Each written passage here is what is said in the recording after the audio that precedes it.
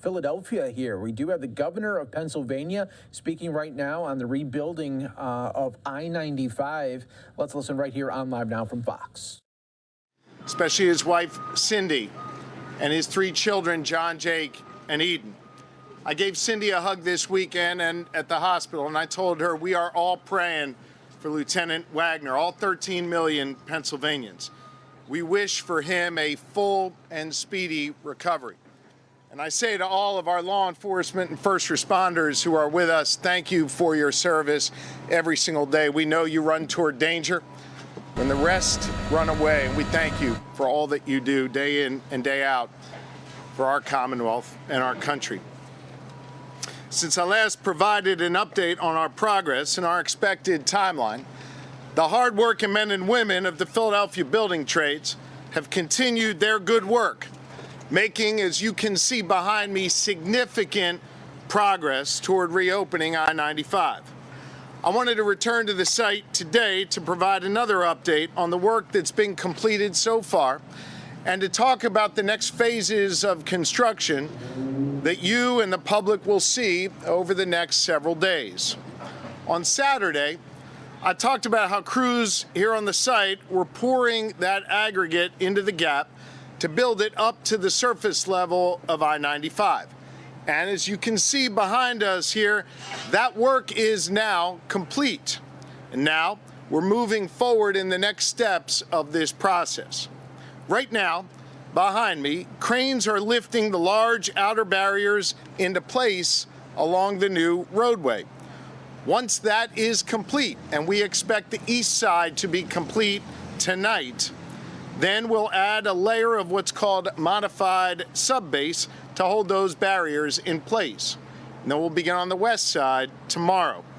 After that, weather permitting, we'll be ready to begin paving and then striping the lines for 3 lanes in both directions, northbound and southbound. Once we are ready to pave, the Pennsylvania State Police, under the leadership of Colonel Paris and Captain McShay, who joins us today, will again escort trucks carrying the pavers up I-95 to make sure they get here safely and swiftly. I think it's clear to anyone watching, especially those watching on the live stream at a Philly bar, that we have made tremendous progress over just the last few days.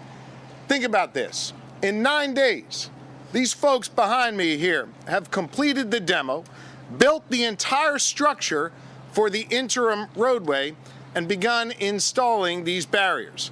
That is all due to the incredible work of the women and men of the Philadelphia building trades, our contractors, led by the great Buckley and Company, and the exceptionally talented team at PennDOT, led by Secretary Mike Carroll. As I said when I was here last Wednesday, this team is the best in the world. This is the team I want to be on the field with, and this is our championship.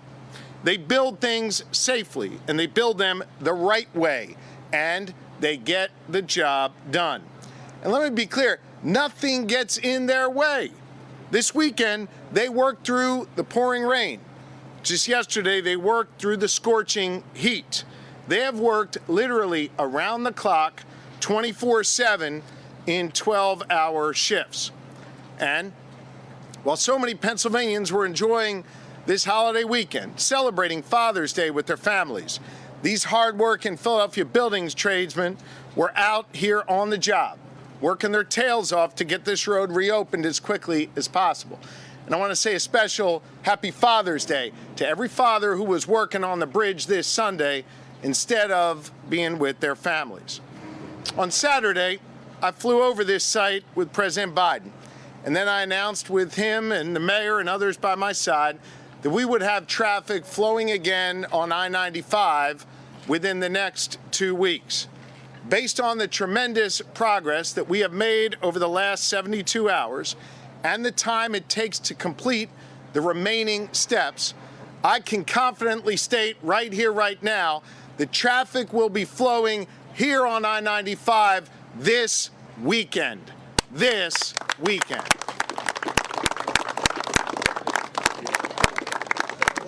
We have moved with all possible speed and precision at every level of government.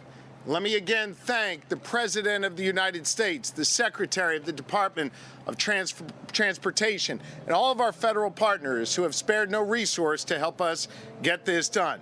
We've brought together federal, state, and local agencies together with our contractors, our suppliers, and our workers. I want to say a special thanks to Mayor Kenney, whose active hands-on leadership here, making sure everything we needed from the city, every issue that was needed to be addressed in the city was addressed because of Mayor Kenney's leadership. Mayor, we thank you and your administration. Everyone has worked around the clock to get this done, and we have completed each phase of this project safely and way ahead of schedule. You know, the experts that first day on Sunday told us it would take months to reopen I-95. We are now on track to open I-95 in just about 2 weeks after the collapse. We're showing the rest of the country that Philly and the Commonwealth of Pennsylvania, we're tough. We're showing them what we are all about. We're showing them our grit and our resilience. We're showing them our ingenuity and our hard work.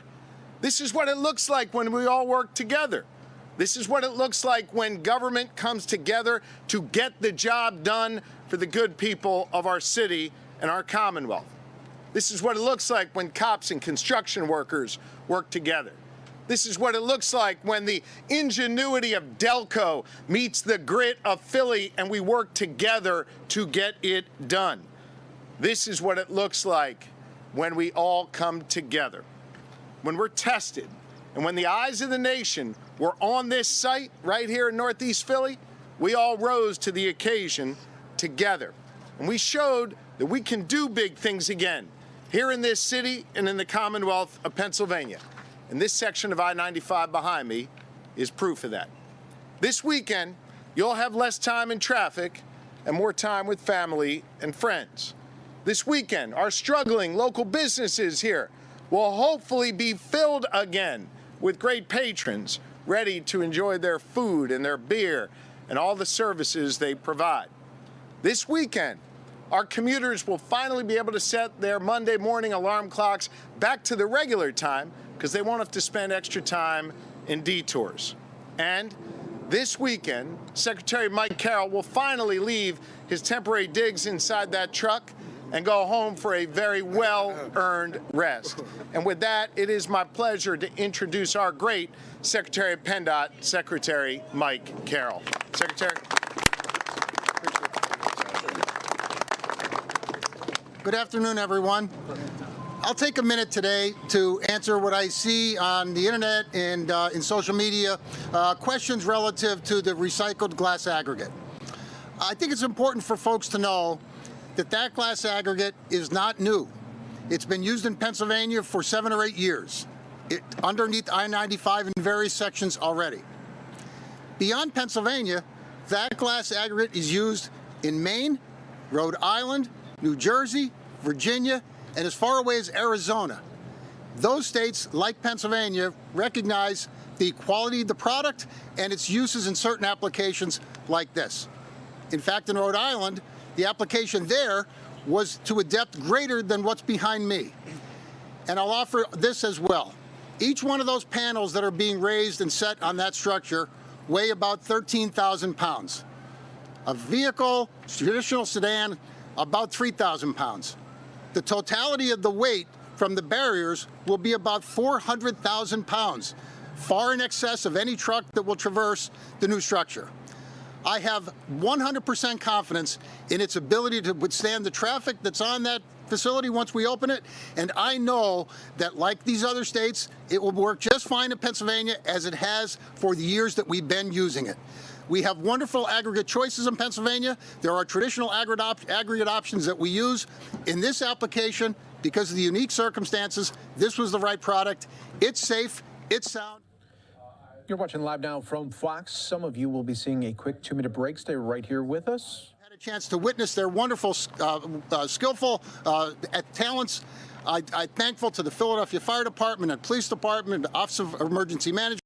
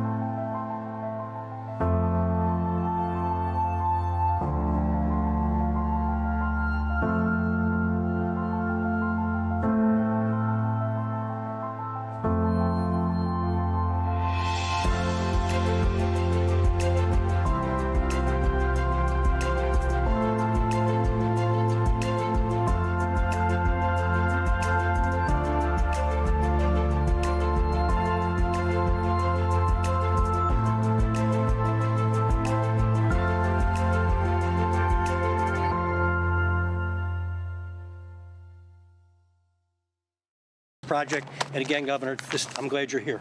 Thank you very much. Thanks, Chris. Thank you. All right.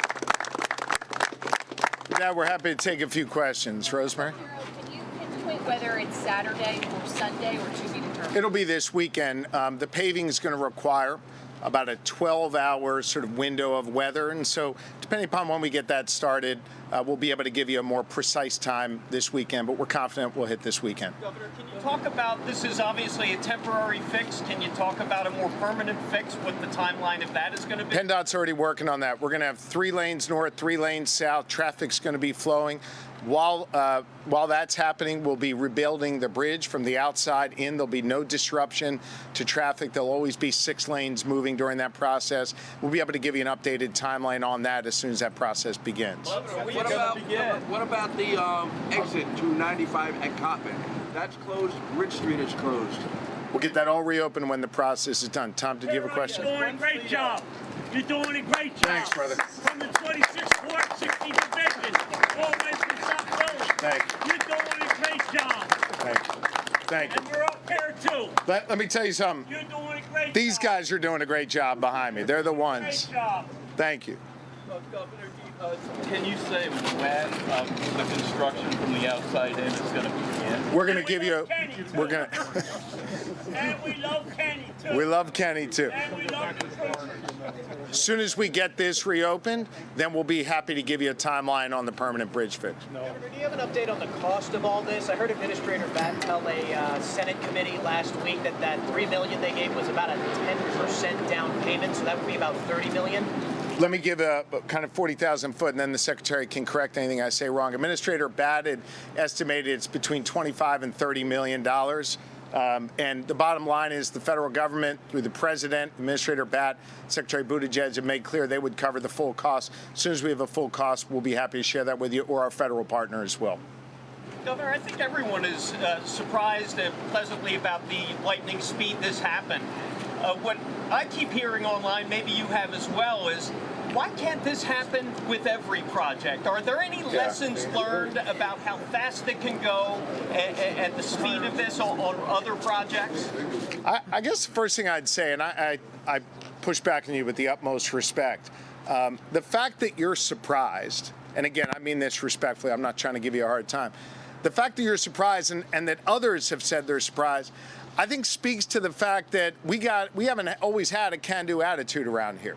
That we can get big things done. We can get it done quickly and safely. We can see a crisis and we can manage it effectively. We're able to do that because of all these folks behind you.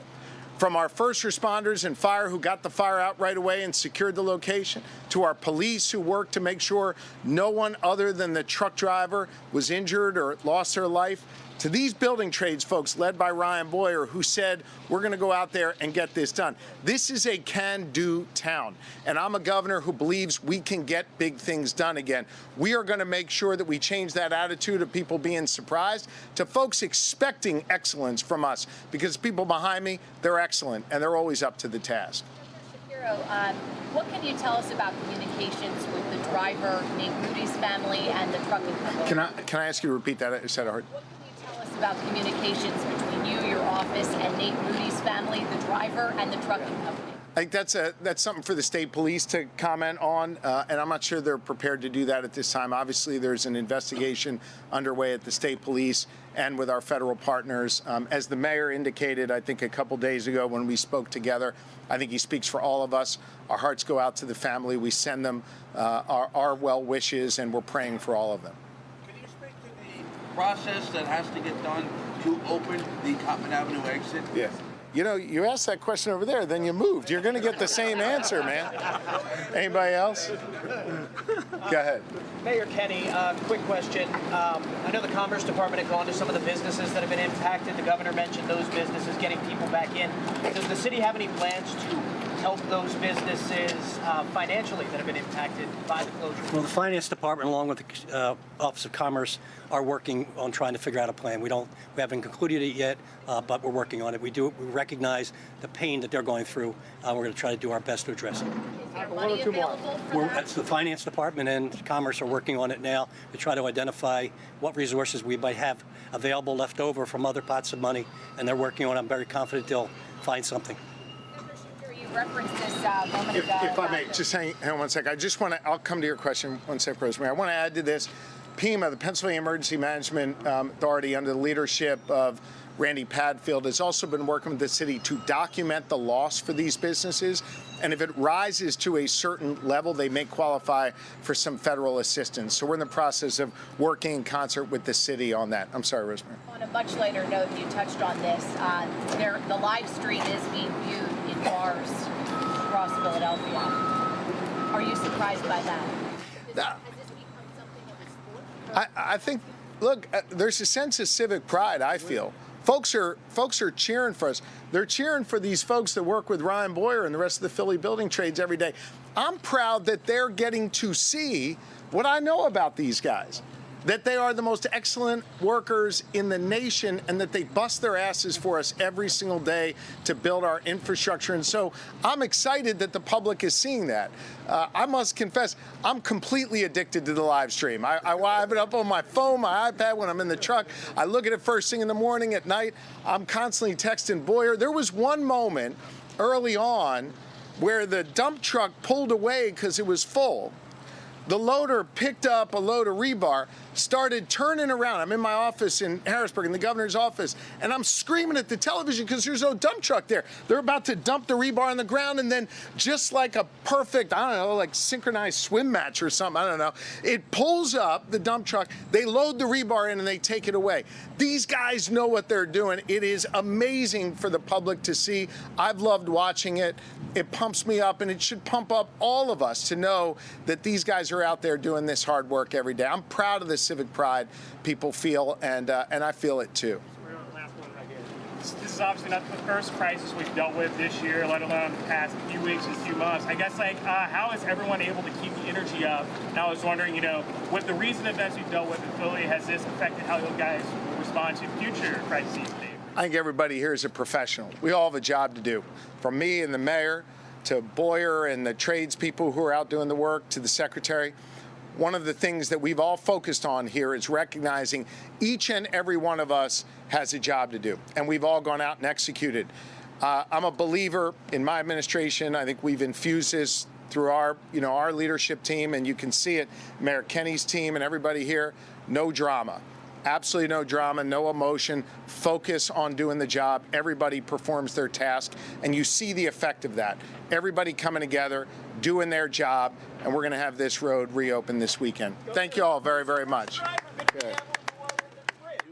Stay tuned on that. We got a surprise for you. Folks, quick. All right, that was the update there by the Pennsylvania governor giving the latest update on the rebuilding of I-95 and what a comeback it's going to be. What was once thought it was maybe going to take a couple of months now is projected to reopen sometime by the weekend there. So just a couple of weeks that it took there around the clock from the union members there. We are going to take another 2-minute break right here on Live Now from Fox. Stay right here with us.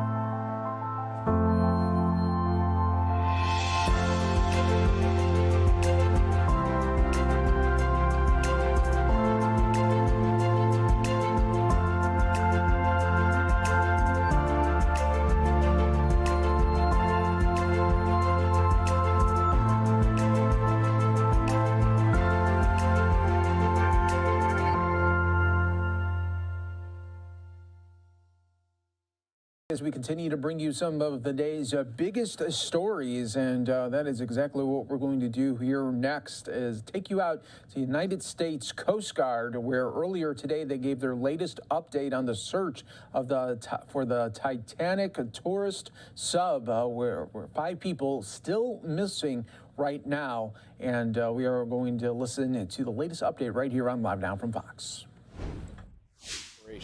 Under Rear Admiral John Mauger, the 1st Coast Guard District Commander. I'll provide a brief recap of our coordinated search efforts for the 21-foot submersible with 5 people on board, along with providing an update on current search efforts and plans for the next 24 hours. On behalf of all the men and women of the United States Coast Guard and our search partners, we offer our most heartfelt thoughts and prayers for the 5 crew members, their families, and their loved ones. Our crews are working around the clock to ensure that we are doing everything possible to locate the Titan and the 5 crew members.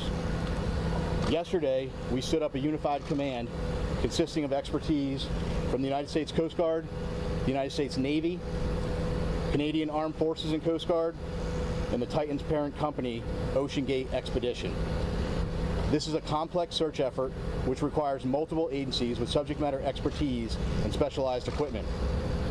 While the U.S. Coast Guard has assumed the role of Search and Rescue Mission Coordinator, we do not have all of the necessary expertise and equipment required in a search of this nature. The Unified Command brings that expertise and additional capability together to maximize effort in solving this very complex problem.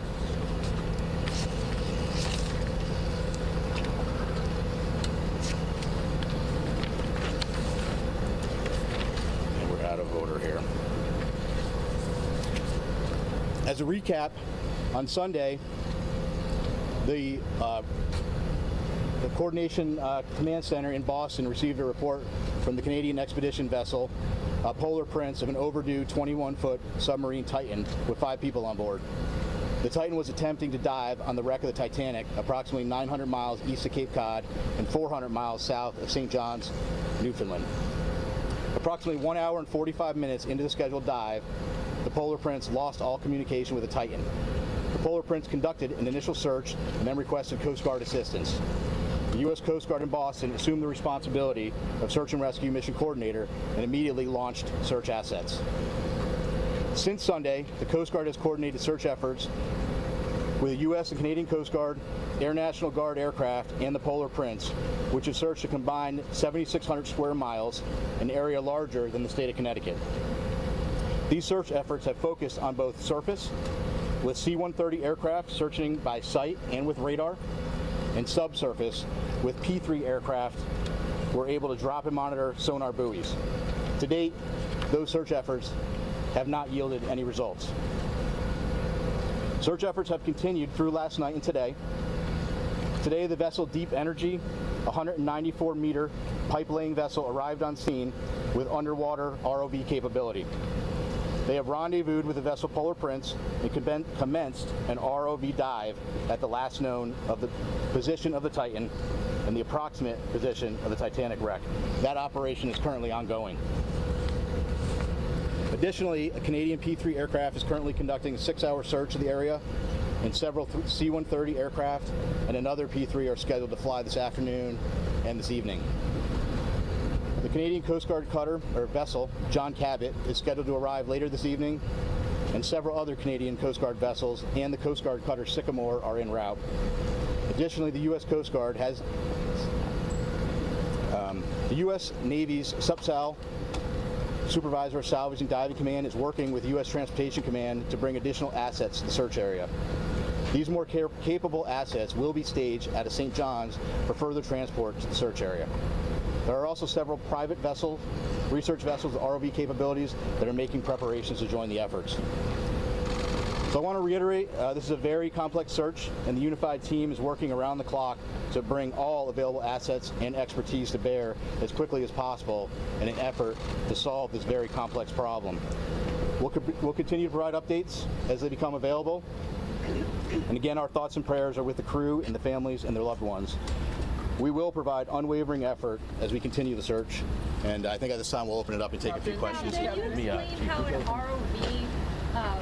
how an ROV would work, sir? It's tethered to a ship and what it can see, and then could it actually tug or pull something? So each of the ROVs, so that's kind of a vague question, right? The ROVs have different capability. It's our understanding the current ROV that is deployed at the site now has some limited capability. It has a camera on board, but again, each of those is different, and we'll be gathering more information as that operation goes on through the day. Captain, how many hours of NBC News? If your submersibles can find this sub, is there any way to retrieve it and save the people on board? Yeah, so right now all of our efforts are focused on finding the sub. What I will tell you is we have a group of our nation's best experts in the Unified Command, and if we get to that point, those experts will be looking at what the next course of action is. Captain, how many hours of oxygen are left that you? And does it have to be approved or regulated? Sure. So first of all, it's an estimate, right? Because we know from the data we were using as a starting point was 96 hours. We know at this point we're approximately about 41 hours. 41 hours left. Yes. And does it have to be approved or regulated? This submersible, does it go through anything that you know of? Yeah, I'm not sure of the exact technical piece of that. We know there's about 40 hours of breathable air left based on that initial report. Again, that was just the initial report based on 96 hours from when the vessel. Captain, even with that amount of time that's left, let's say 41 hours or so, if you were to find the submersible at this moment, would that give you enough time to save these 5 people on board? Yeah, I don't know the answer to that question. What I will tell you is we will do everything in our power to effect a rescue. Again, it's going to depend on if the ROV finds something. It's going to depend on what they find, what needs to be, what steps need to be taken next, and really that is for the experts within the Unified Command to take a look at and then decide what the best course of action is. Captain, BBC News. It seems to have taken the mothership vessel, or those running this operation, about 8 hours to contact you on Sunday after they lost contact with the sub. Is that a cause of concern? Right now, our effort and our focus is on searching with what we know. As soon as we received the report on Sunday evening, we immediately launched search efforts. We flew assets that evening, and we've continued constant surface and air asset searches since that point. You mentioned that the search operation is very complicated. What are the biggest challenges you're facing? Well, this is a complex search, and it's complex for a variety of reasons. You're talking about a search area that's 900 miles east of Cape Cod, 400 miles south of St. John's. So logistically speaking, it's hard to bring assets to bear. It takes time. It takes coordination. And then we're dealing with, two pieces of, you're dealing with a surface search and a subsurface search, and frankly, that makes it an incredibly complex operation. Captain, will the U.S. Navy or the Canadian Navy be able to get salvage equipment on time before the air runs out? Obviously, getting salvage equipment on scene is a top priority. Unified Command is working through that to prioritize what equipment we can get there. There are ongoing operations right now via the U.S. Navy and Transcom to get equipment staged in St. John's and to get it on scene. I can't give you an exact timeline of when that's going to happen, but what I can tell you is there is a full court press effort to get equipment on scene as quickly as we can. Is that equipment already on the East Coast, though, or is it coming from the Pacific, for example? No, so some of the equipment that's coming is coming from the East Coast, but again, we're talking about very heavy equipment. It's a complicated transport operation, but the best professionals in the world are working it, and that's U.S. Transcom. When it comes to the equipment, can you go into more detail? Do you have a Curve 21 that's being shipped over to that location? And since you don't have a fleet tug vessel because the Apache was decommissioned, what other assets do you have? Do you have civilian ships that can help? Yeah, so like I said, there are several civilian ships that have offered services heading that way. There are additional Coast Guard cutters. We hope to have a Canadian Coast Guard cutter on scene this evening. We hope that they may be able to assume on-scene commander.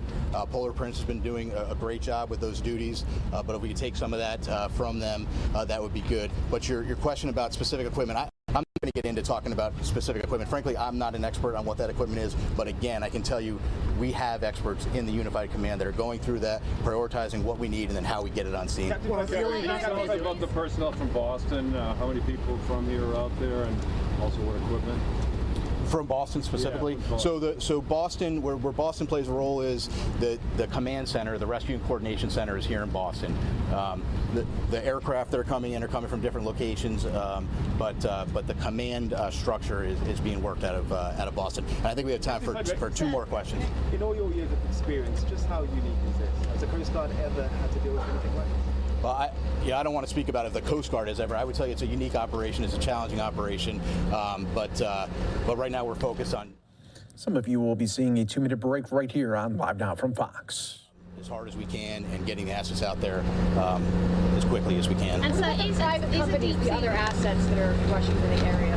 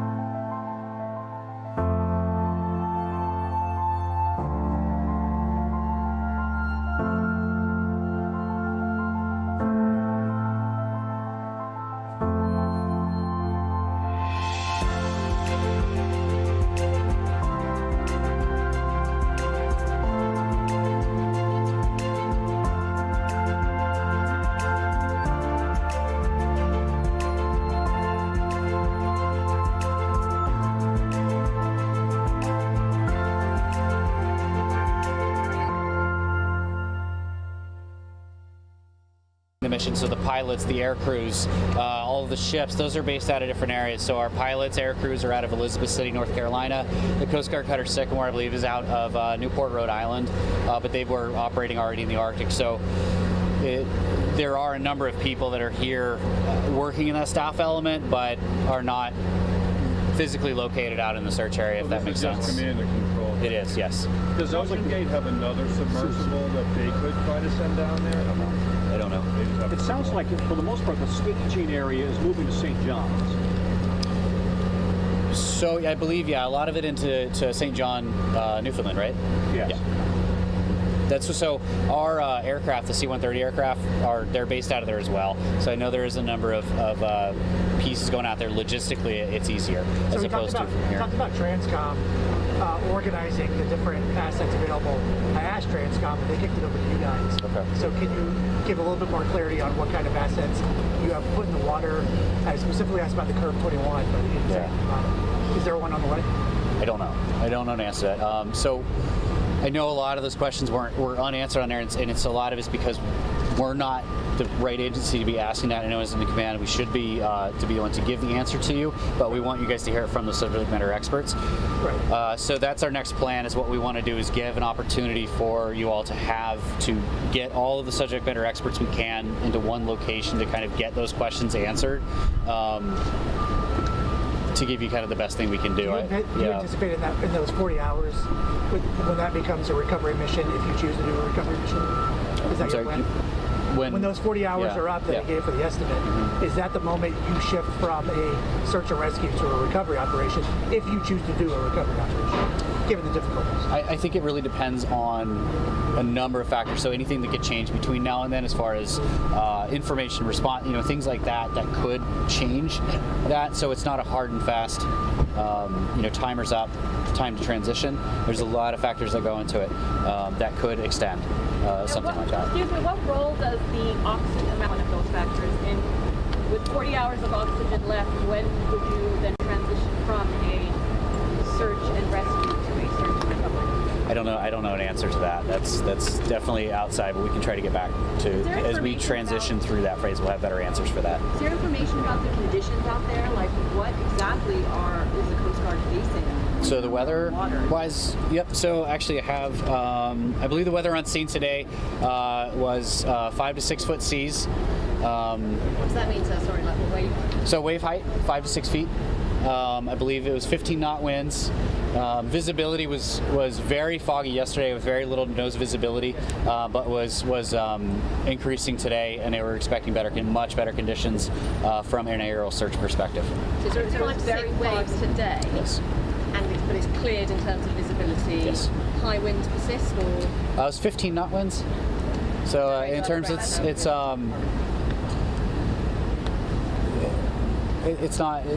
about average out there, right? Okay. How long would it take a typical Coast Guard vessel from the U.S., or for that matter from Newfoundland, to get on site if they're running at maximum speed? That depends on the cutter itself or the ship itself, because they all have different speeds. Yeah. But you have an average, just so we have a feel for how long it would take to get there? Well, depending on where they're coming from, it could be a matter of,